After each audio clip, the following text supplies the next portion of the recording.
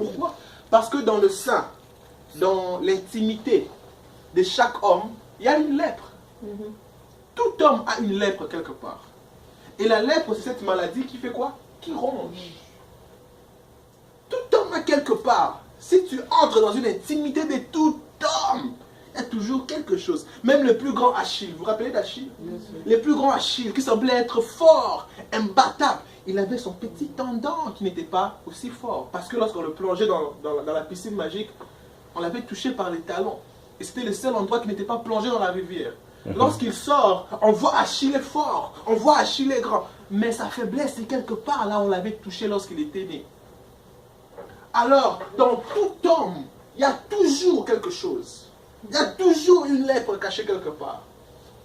C'est ainsi d'abord que l'honneur doit être question de culture.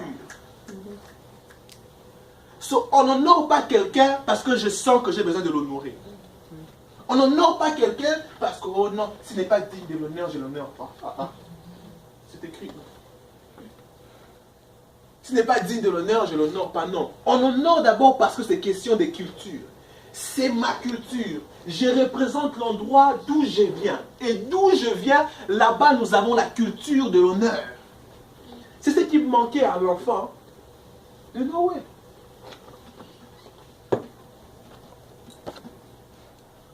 Il y a l'un de ses disciples que Jésus a tant aimé et que Jésus a laissé d'ailleurs la charge de l'église. Il s'appelait Pierre. Pierre n'avait pas beaucoup de compétences, C'était qu'un homme de basse classe, faisant ses commerces, ses chercheurs. Parlait pas bien, il pêchait, il avait beaucoup de techniques de pêche. Jusqu'au point où s'il pêche, il ne voit pas des poissons, il même devient comme un poisson. Il entre dans l'eau pour que les poissons lui confondent.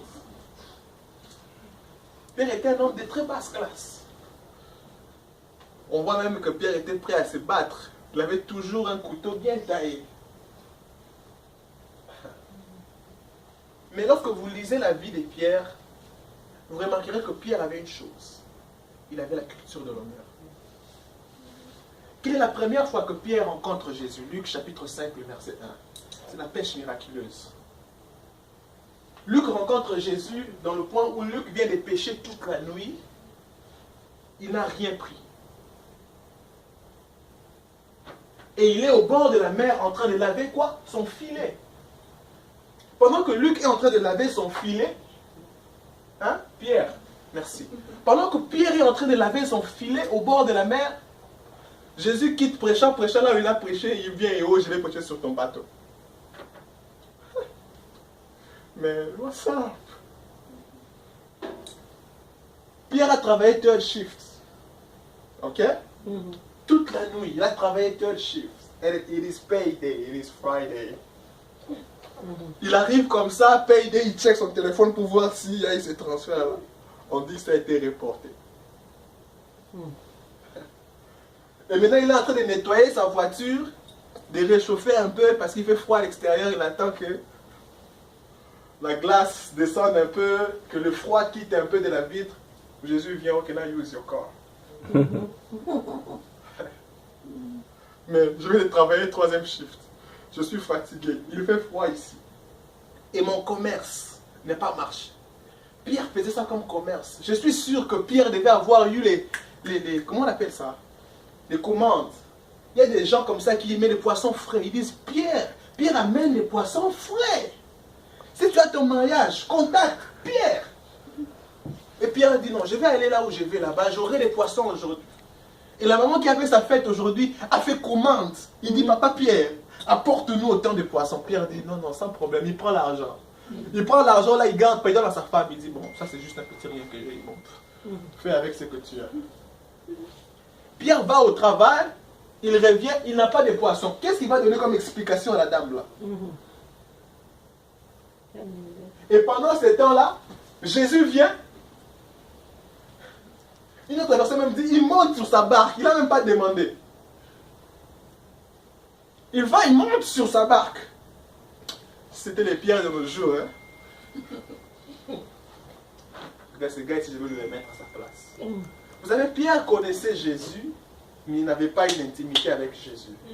Parce que c'est son grand frère André qui avait rencontré Jésus pour la première fois. Vous vous rappelez, André était avec Jean-Baptiste.